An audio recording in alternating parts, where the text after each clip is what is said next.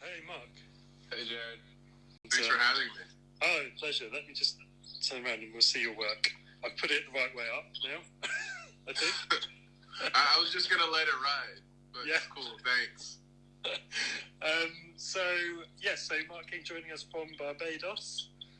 How is it over there? I'm the Bronx. I moved from Barbados to the Bronx. I'm in New York City now. Oh, you're in New York now. Okay, cool. Yeah, I did it backwards. So, is it okay? How are you getting on with life these past few? We're getting on okay. Doing a lot of ordering in. Yeah. Staying put, and just taking the necessary precautions, trying to stay sane. Yeah, exactly. Same here. I just want to say hi to Terrence and Kayla, joining us from DC and New York. Awesome. Yeah. Hi. Welcome. So from the Bronx to the countryside, somewhere in Kent. Yeah, how are you and the family doing over there? Yeah, What's life like on the farm? It's good, actually. I mean, now it's good. It's sort of, we've got used to the flow of it all, and, we've sort of, I certainly am, like I was in denial for quite a long time about what was going on, and then realised and then thought, actually, there's positives here. There's like the nature and there's the chance to do something different, which and that's totally what you've done.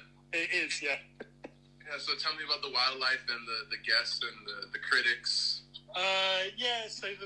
So you're in this sort of slightly rarefied situation because you're within the boundary of the garden. So your audience is more your sort of wild garden birds, so chaffinches and blackbirds and blue tits, great tits, goldfinches, and then the pet cats. So it's the more unruly farmyard animals are on the other side. And I sort of realised that your work's sort of positioned so that actually it's more in view of these trees here, so any birds that are up here will see it. But anyway, I wanted to ask you where this image comes from. Yeah, that image comes from a series I shot a couple of years ago in upstate New York at a place called Yaddo, an artist retreat. And I created a large installation that filled up the back wall of my studio. Can you hear me now? Was it 3D, that installation, or was it... So I've seen pictures on your website. Yeah. So that's foam... Yeah, that's foam core, nails, and bookbinding glue. Right. So those pieces are all glued together and nailed to the wall to create a big installation, the 3D installation, with parts actually coming off the wall, 3D versus just the flat planes that are nailed to the wall. Right. With a push-pull. And was that used as like a backdrop, or?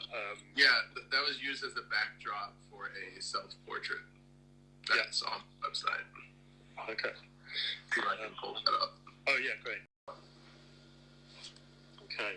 And what are you wearing there? I'm wearing an enclosed cognition augmentation kimono in olive. This is from a collaboration with Brechia Cox, and the name of the collaboration is Enclosed Cognition. And so tell me about that, because this is I think this is really interesting in relation to wildlife and, chickens and all of us, but that's the psychology of, you are what you wear kind of thing. You wear something powerful, you feel powerful, you dress, the way you dress influences how you feel or behave, is that right? Yeah, so enclosed cognition is a psychological theory that presents this concept of the clothes you wear can impact your performance in everyday tasks. And I'm interested in the intersection of how the objects you surround yourself with and put on your body and patterns influence how you navigate your surroundings and experience your surroundings, as well as how your surroundings impact you and your well-being. So I'm really interested in hacking those surroundings and objects that we just live with on a daily basis and take for granted, and also reframe the ideology that is imbued in these objects and shapes and forms. So I like to remix those shapes and forms from the built environment and recontextualize them, reframe them, adorn the body with them, and change my space to fit how I feel we should move through it, or even to just kind of dismantle the politics. So that piece where that shot is taken from the larger series, that installation really references the Victorian architecture, which is American Revival classical architecture from the late 19th century. Take some of those motifs and reframe them and really focus on the diamond motif and turn it into something new. Play with color, play with shape and form, and almost act like an empathic feedback loop. So here's the thing that you recognize in the landscape, but why don't we recontextualize it, reformat it, and present it back to you, but with a different context, instead of it being a style that the robber barons really relied on and really pushed and promoted in the neoclassical Second Empire type of architecture, which was all about conquering and showing false sophistication. Why don't we take it, put it on its side, and say, no, this isn't that. That's what it used to be. Here it's something new that's more about community, more about bringing awareness. And does like wearing it, is that important in that way? So you're going from something being sort of presented to you to being something that you then embody? Yeah, that's very important. And working with my partner, Brahia Cox in Club Cognition, what she really brought to that project, other than, of course, the actual fashion design, was really her sensibility when it came to fit and cut. And those are patterns in themselves, actually constructing the garments and thinking about how they lay on the body. So it's twofold. It's the patterns that have this baked in information that we want to present to the world, and they show up in the built environment so people see them juxtaposed against architecture and within architecture. But we also want the wearer to feel empowered.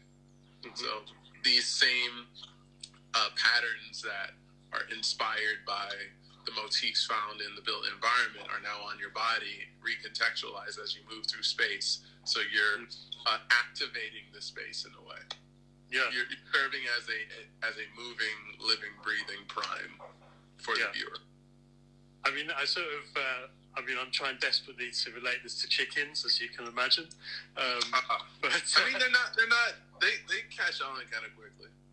Well, I think the chickens are obviously have evolved to, and birds, the way they look is really important in terms of attracting a mate, and I don't know what else they use it for, why they look so crazy, but there's so many different. I don't know if we can see the patterns on some of these pens, right?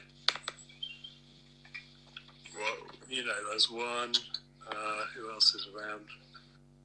There's another one the same. What's her name? Don't ask me their names, Mark. I can't remember their names. I know Cleopatra over there. He's very fancy. Very the fancy. Yeah. We have a lot of roosters in Barbados, by the way. We have wild roosters. Yeah. I don't miss them. There's one I wanted to absolutely murder. Yeah, they can be a few years ago. This whole notion of, they crow when it's 5 a.m. and they're just letting you know that you need to wake up. This very Kellogg's Cornflakes version of roosters. Yeah. But in actuality, they just make noise all day, every day from 2 a.m. until 2 a.m. Yeah, and so these ones are just roaming about free, are they? They're not owned by anyone. The ones in Barbados? Many of them, yes. Yeah. Many of them are there's an actual spot, I don't know if it's still around because I moved here last year, but there's a spot on the south coast where a gang of them, a murder of roosters, just congregate on a main road on somebody's porch. So you just drive by in traffic and see like 20 roosters just hanging out. Bizarre. Rough part of town. Rough part. I just keep moving. I don't even look over. No, don't pull over. So like, I guess we last met. You were doing Look On Me and Be Renewed, which was a partnership with King's College and involved who was he? A psychologist, a professor of psychology. Yeah, Dr. John Marsden. Yeah, a clinical psychologist and professor of addiction psychology at King's College London. Right. Changing Seven, a group of individuals with lived experience of substance use, abuse, and recovery. Mm-hmm. And Turning Point. So Turning Point kind of facilitated the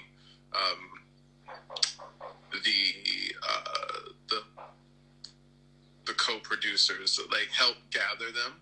Yeah. And of course, Up Projects commissioned me along with Science Gallery London. Yeah, and so that kind of followed through a bit kind of how you work often, which is from photography, and then kind of like you talked about this process of changing things and representing things, and often you work from a photograph, right?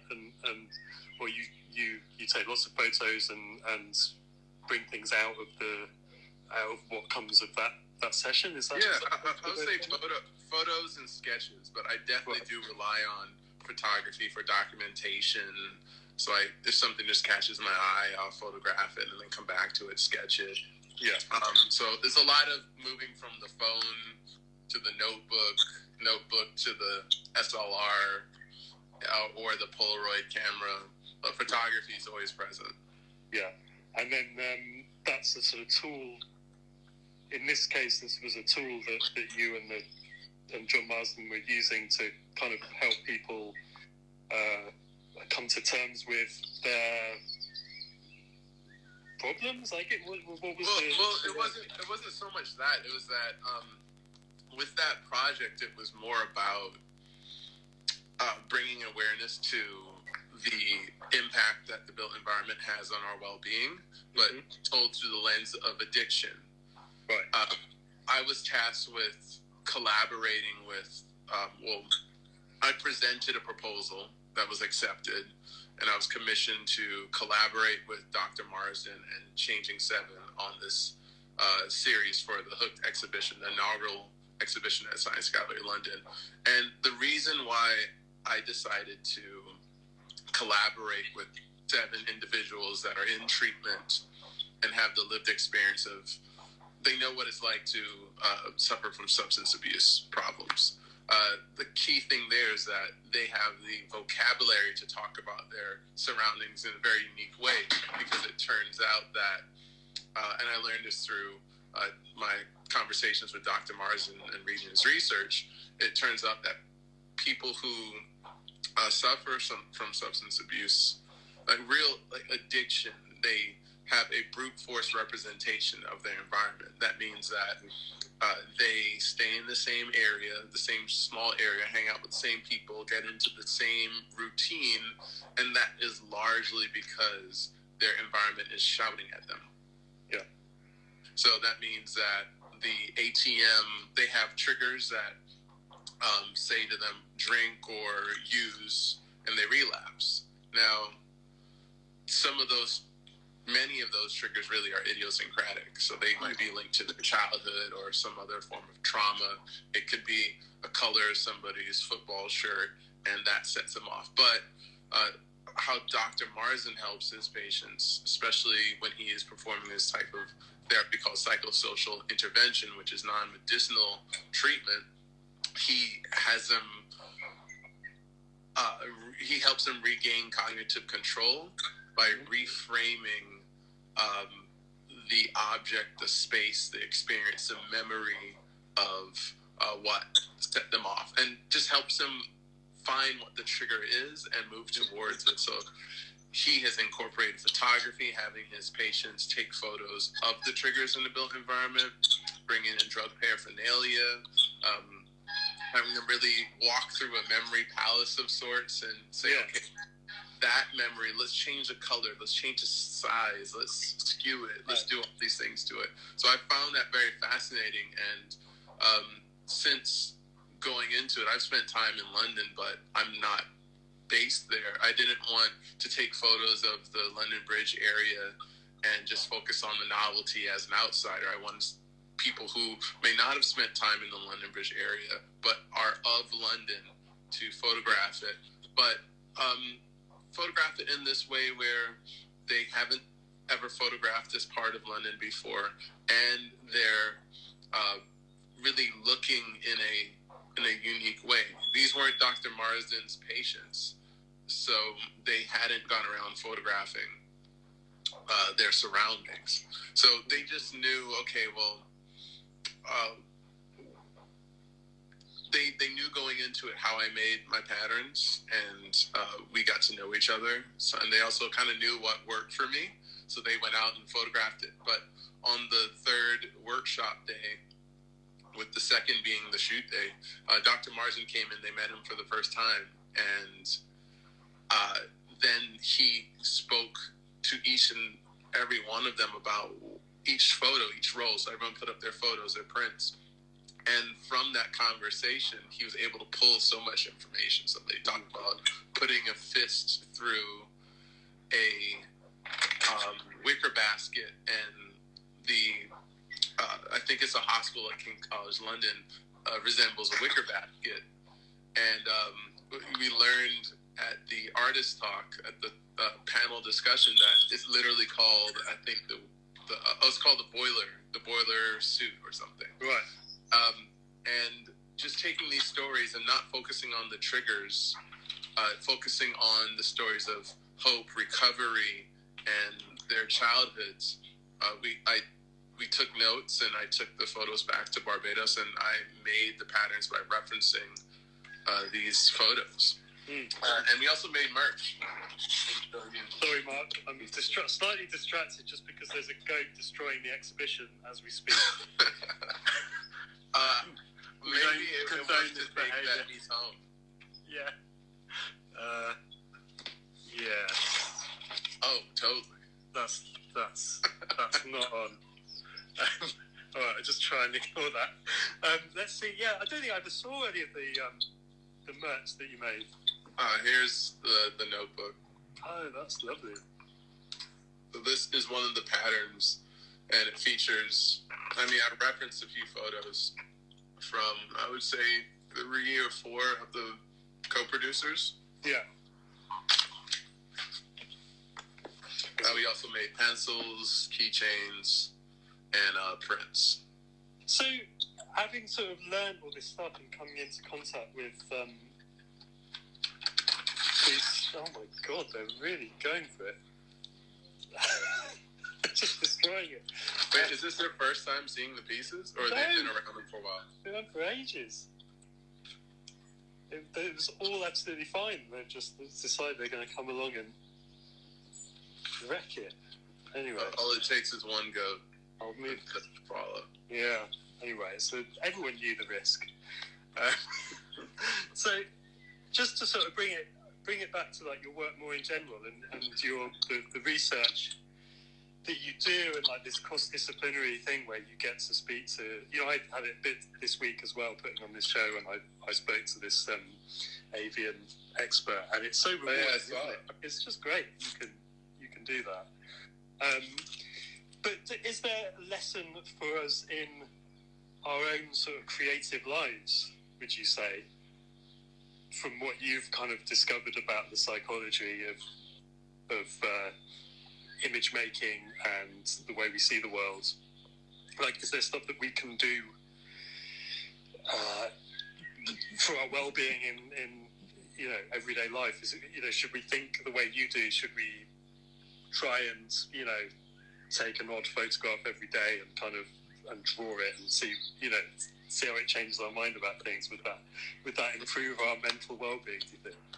Well, I don't know. I'm barely holding on myself. But I would say I find that photography and just paying attention is huge, and it's something that everybody can benefit from. I know that you're capturing a three-dimensional space in two dimensions, but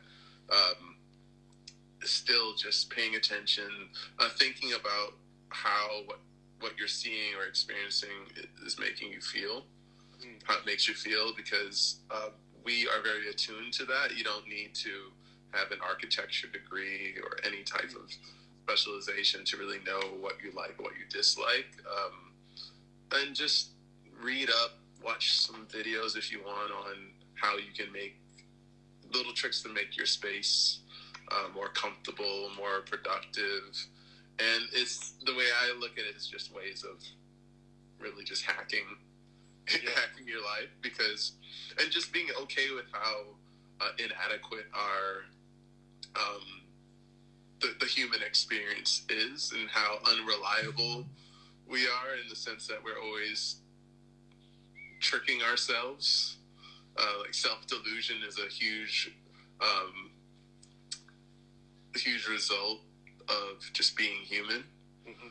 And there are these little cognitive hacks that you can do. An example that I've started doing since I've been working from home these past couple of months is when I'm doing my office work, my contract work, I have a little like clump of fool's gold somewhere, some pyrite that I put down on the desk just to say, okay, signal, oh, you're working now. When I'm done working, I take it off of the table. Oh, okay. I let in natural light, but I close the blinds so I don't see too much of the street. I'm really fascinated by the environmental psychology aspect, and it's still very new. It's still very, very much a new world, but I'm constantly just looking for ways to just try things out and see if they work for me. Yeah. Well, this is one thing, again, about the lockdown, is that we've been noticing nature, and like noticing there's being in nature, which is obviously pleasant, but actually noticing individual birds, and even if you don't know what they're called and stuff, is I have heard proven to be very beneficial. And it's that act of like actually noticing it and thinking about it. And I guess maybe we can apply that to everything, the built environment as well. I thought there was one thing funny about this, that I had also, as well as putting it the wrong way around, I also got the title wrong. It's empathic. Empathic? Yeah. And I wrote emphatic, and when I see it written down, I see emphatic. And so, like, again, this is probably too much information, but like, since starting therapy, I've realised that one of my problems is empathy and feeling empathetic, and so perhaps I was blocking that out. Like, I couldn't read the words empathic. So I found the you had it in there. It had burrowed its way in there. Yeah, it's so funny. It's crazy, really. But I don't know if oh my god, look at this chaos. Oh, it's a massacre over there. It is. We might have to re-hang it again tonight. That's like the fourth time he's eaten that one. Do they feel any type of shame when you point at them like that? No. No shame. Naughty girl. They really don't care. Oh dear. But yeah, as I say, like people knew that was the environment that it was going in, so it wasn't too precious. You should auction off the partly chewed pieces for charity, of course. Yeah, that's probably quite a good idea. Anyway, try and ignore that. So, is there anything else that you feel that the chickens should know, Mark, about this? The way you would like them to sort of consider as they're here. Yeah, I would like them to just view it from different angles. So if they can just catch, jump up and flap their wings and see if they can see it straight on, I would encourage them to do that. I can always move it as well down. That would help. No, they got to work. Say again? They have to make them work for it, please. Oh yeah, exactly. It's not. As far as the experience. Looking at art is difficult. They need to understand. I'll get them some books to look at as well, maybe. Oh, I didn't get to watch the full video with the avian site vision expert. What did he have to say about their preference, or is there a preference? Well, he was like, he said that the main sort of takeaway from that was that they can see so much more than we can in one go.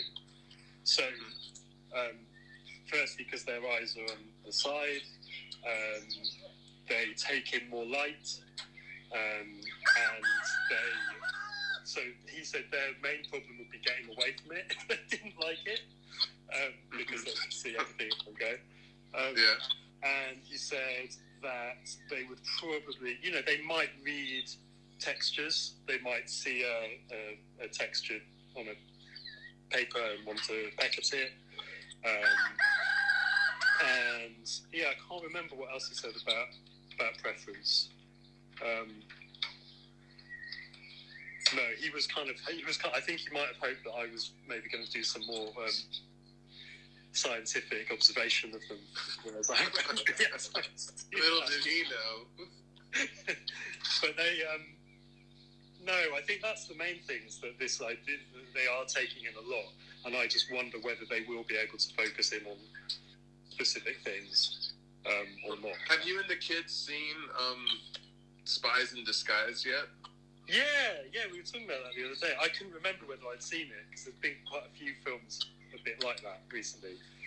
But that's the one with, he's a pigeon. With Will Smith. Yeah, it's funny. Yeah, that made you talking about the vision, because that was a big thing. They were talking about, oh no, this is perfect that you're a pigeon. You can see 360 degrees. And Yeah, they were talking, what was he saying? Could see... I think he's saying that mallard ducks can see pretty much 360 at the same time because of the position of their eyes. So I think it does make it difficult. I think he said, and he also said a really great thing about humans. He was saying that to us, it's like we're moving through the world forwards. We have a set. We can never be sure what's behind us, so we're always looking forwards, which made me think of linearity and stories and travel and also this sort of pace that this reason why we're always sort of meaning to go further and faster and things like that, because we're so sort of set, and we're very unusual to have our eyes pointing forward.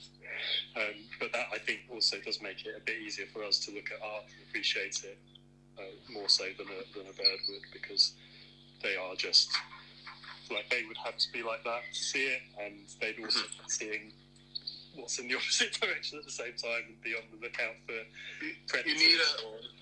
You need a mirror room with art just reflecting all over the place. It's interesting that you brought up the how our eyes are positioned when it comes to our comfort in space. Like how I wonder if Ashley's in here and she could comment on this, but interior decorators understand this really well. Just what is a comfortable positioning of objects in the space or layout for rooms. And I don't know if you've ever been in a restaurant and had your back to the door and it's just floor to ceiling, and it could be very uncomfortable. Yeah, it's uncomfortable for me, especially for my dad. It's super uncomfortable.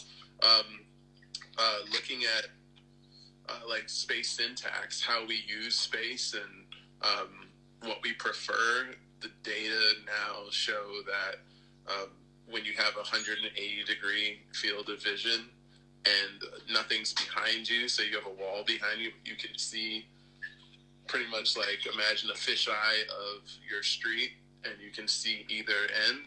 That's a very comfortable position to be in because you can see pretty much where everybody is and where everyone's going and coming from.